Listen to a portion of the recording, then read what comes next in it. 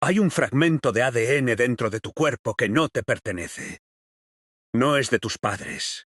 No es de tus abuelos. Viene de una especie humana que se extinguió hace 40.000 años y que nunca pisó el continente donde naciste. Y ese fragmento, una cadena de 32.000 letras químicas incrustada en tu cromosoma 2, está literalmente decidiendo ahora mismo si tu sangre puede transportar oxígeno cuando subes unas escaleras, cuando corres, cuando te ahogas. Si eres de ascendencia tibetana, ese gen se llama EPAS1. Llegó a tu genoma gracias a un encuentro entre un humano moderno y una mujer denisovanana, otro linaje humano extinto, hace aproximadamente 48.000 años. Y hoy, el 87% de los tibetanos lo llevan. Pero solo el 9% de los Han chinos, su población hermana más cercana, lo tiene.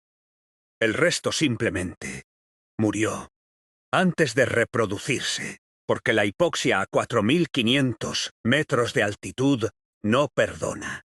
Esa es la primera capa, la más visible, pero tu genoma tiene cientos de capas más. Y lo que estás a punto de descubrir no es solo de dónde vienes, es qué puedes hacer tú, específicamente tú, que otros cuerpos humanos simplemente no pueden. Y por qué tu inteligencia, tu metabolismo, tu resistencia al dolor, incluso tu olor corporal, fueron esculpidos por fuerzas que no elegiste, pero que puedes aprender a usar. Esto no es una lección de historia. Esto es un manual de instrucciones para tu propio cuerpo. Cuando termines este video, vas a saber exactamente qué ventajas genéticas duermen en tu linaje y, lo más importante, vas a entender por qué las poblaciones humanas desarrollaron herramientas biológicas tan radicalmente distintas para sobrevivir. No para que unas sean mejores que otras, sino para que entiendas el mapa completo de lo que el cuerpo humano es capaz de hacer cuando la naturaleza lo empuja al límite. Vas a descubrir por qué hay personas que pueden bucear a 70 metros sin equipo. ¿Por qué hay cuerpos que procesan la grasa de foca mejor que el arroz? ¿Por qué ciertos grupos humanos pueden beber leche de adultos sin enfermarse y otros no? ¿Y por qué hay un gen en tu pecho que decidió, hace 10.000 años, de qué color iba a ser tu piel? Cada dato que voy a darte está verificado. Cada afirmación tiene un estudio detrás. Y cada revelación va a cambiar la forma en que te miras al espejo, porque tu ascendencia no es un dato en una pantalla. Es un conjunto de instrucciones de combate escritas por 1.000 generaciones que lograron exactamente lo que tú estás haciendo ahora: sobrevivir. Para entender lo que viene, solo necesitas retener 3 ideas. Primera, los humanos modernos, Homo sapiens, aparecimos en África hace unos 300.000 años. Desde ahí, pequeños grupos empezaron a migrar. Salieron del continente hace unos 60.000 años. Y cuando salieron, se encontraron con un mundo que ya estaba habitado por otros humanos. Neandertales en Europa y Asia Occidental, denisovanos en Asia y quizás Oceanía. Segunda idea, cuando estos grupos se encontraron, no solo pelearon, se aparearon. Y esos encuentros dejaron fragmentos de ADN arcaico incrustados en nuestro genoma. Los europeos y asiáticos llevan entre 1% y 4% de ADN neandertal. Los melanesios llevan hasta 5% de ADN denisovano. Los africanos subsaharianos, que nunca salieron del continente, prácticamente no tienen ADN arcaico, pero su genoma es el más diverso del planeta, el más completo. Tercera idea, y la más importante: la selección natural no es un concepto abstracto. Es una ecuación brutal de 3 variables: entorno, alimentación y presión patógena. Si vives en el Ártico, tu cuerpo necesita procesar grasa de mamífero marino sin morir de un infarto a los 30 años. Si vives en el sudeste asiático y pasas 8 horas al día bajo el agua, tu cuerpo necesita un bazo más grande. Si vives en el Tíbet, a 4000 metros, necesitas glóbulos rojos que no espesen tu sangre hasta romperte un vaso cerebral. Cada población resolvió ecuaciones distintas. Y esas soluciones, las que funcionaron, están escritas en tu ADN. Vamos a verlas una por una. Empecemos por el principio genético de todo: África subsahariana. No porque sea el origen, que lo es, sino porque su genoma contiene una herramienta que ninguna otra población tiene con la misma potencia: el gen actin. Produce la proteína alfa-actinina 3, que se expresa exclusivamente en las fibras musculares de tipo 2, las de contracción rápida, las que generan explosión. Y aquí está el dato que rompe cualquier narrativa simplista. En Kenia y Nigeria, solo el 1% de la población tiene la versión no funcional del gen. En Etiopía, un 11%. En caucásicos, un 18%. En asiáticos, un 25%. Eso significa que el 99% de los kenianos y nigerianos produce alfa-actinina 3 en sus fibras rápidas. Y no es coincidencia que los velocistas de élite mundial tengan tasas desproporcionadas de este alelo funcional. Yang y colaboradores, en 2003, en la revista Human Genetics, demostraron que los atletas de élite, en pruebas de velocidad, tenían frecuencias significativamente más altas del alelo R, el funcional, que la población control. Desde entonces, el hallazgo se ha replicado una y otra vez, pero esto no es una historia de superioridad genética, porque la misma población que tiene más fibras explosivas también tiene mayor densidad ósea. Los estudios antropométricos muestran que los africanos subsaharianos tienen, en promedio, mayor densidad mineral ósea que otras poblaciones, lo que se traduce en menor riesgo de osteoporosis y fracturas. Pero esa misma densidad ósea, junto con una menor flotabilidad relativa, crea una desventaja en deportes como la natación de competición. Ningún cuerpo está diseñado para todo.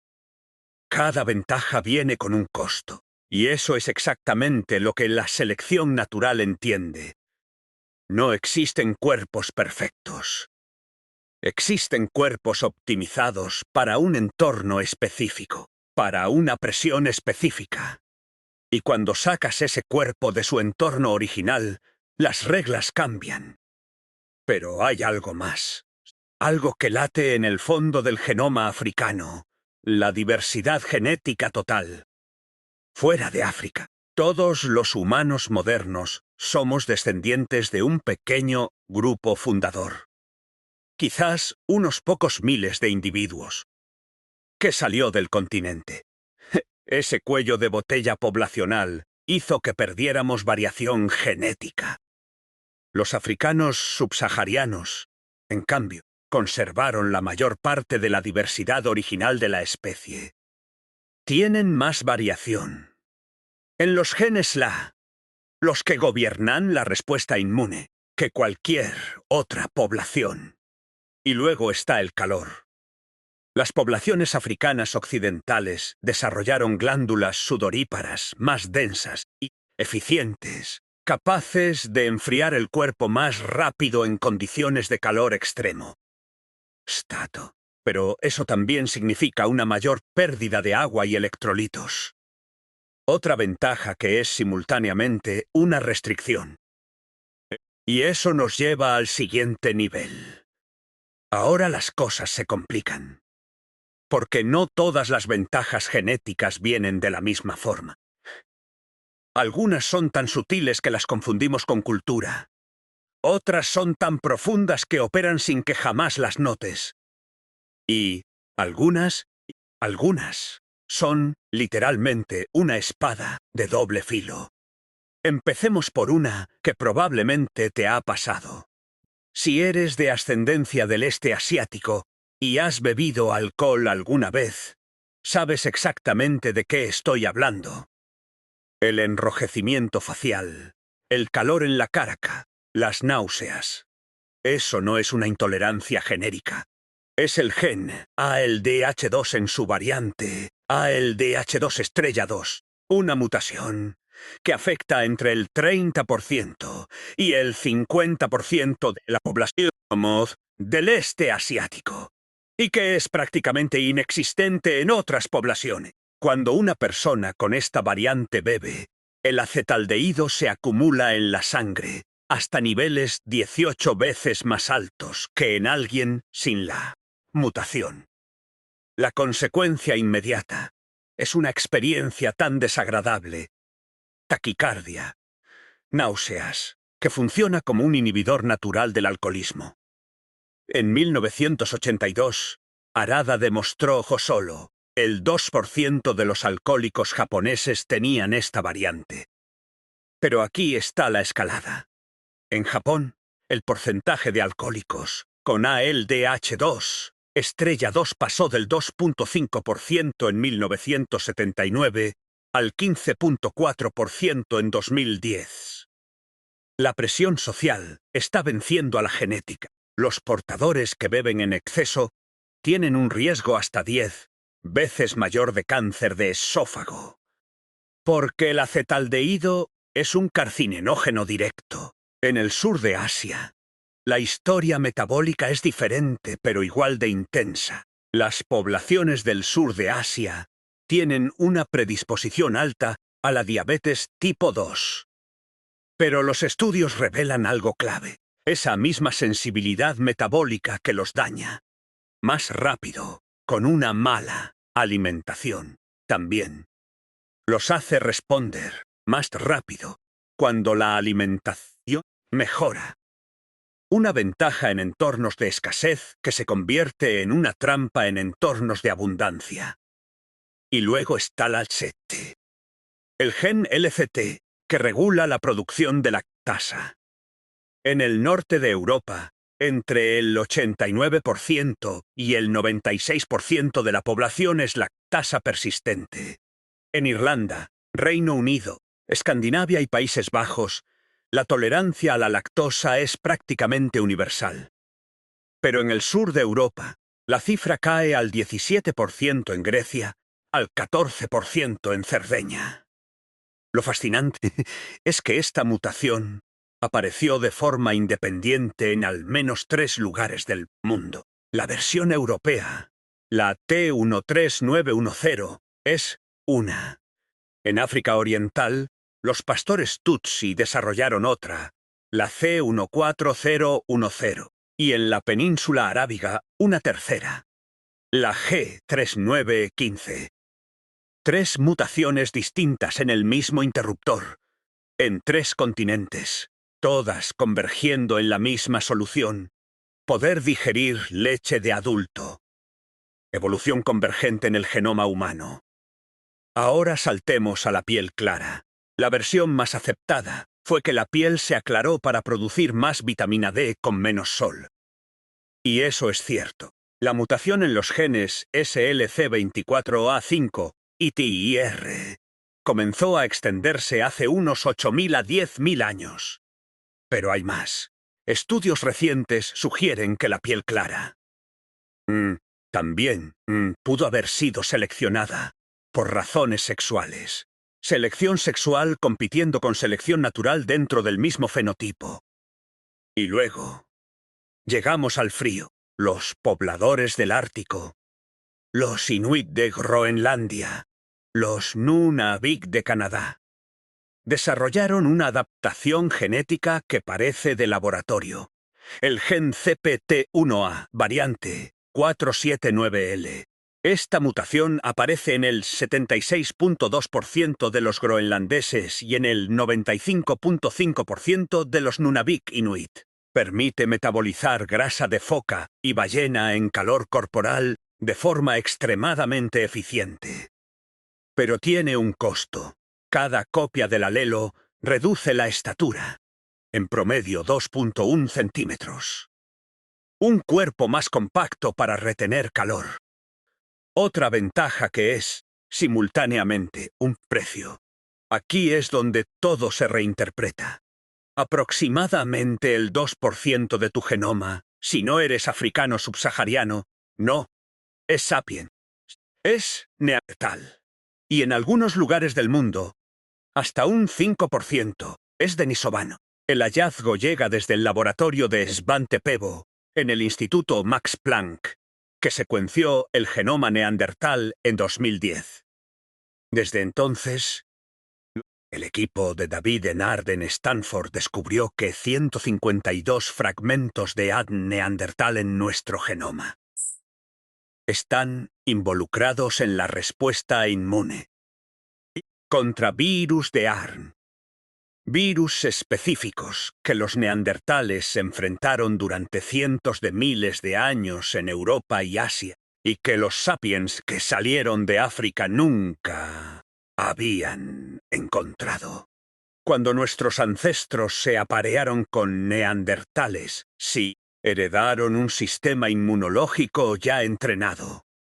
Fue como recibir una vacuna escrita en tu ADN. Los datos de Loran Abi-Rashid y su equipo en Science en 2011 lo confirman. Más del 50% de los variantes genéticos en un gen la clave, en europeos, provienen de neandertales o denisovanos. En asiáticos supera el 70%. En Papúa Nueva Guinea alcanza el 95%. Tu sistema inmunológico no es completamente tuyo. Es un mosaico de encuentros entre especies que ocurrieron hace 40.000 años. Pero la revelación más reciente es aún más extraña. Durante la pandemia de COVID-19, los investigadores descubrieron que un haplotipo neandertal en el cromosoma 3 aumentaba el riesgo de enfermedad grave, mientras que otro en el grupo de genes OAS, cerca del cromosoma 12, protegía contra ella. El mismo ancestro arcaico te podía salvar o condenar, según qué fragmento hubieras heredado. Y luego están los denisovanos.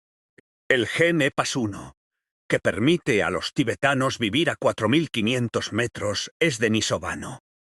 En Papúa Nueva Guinea y Melanesia, los genomas contienen entre 2% y 5% de ADN denisovano.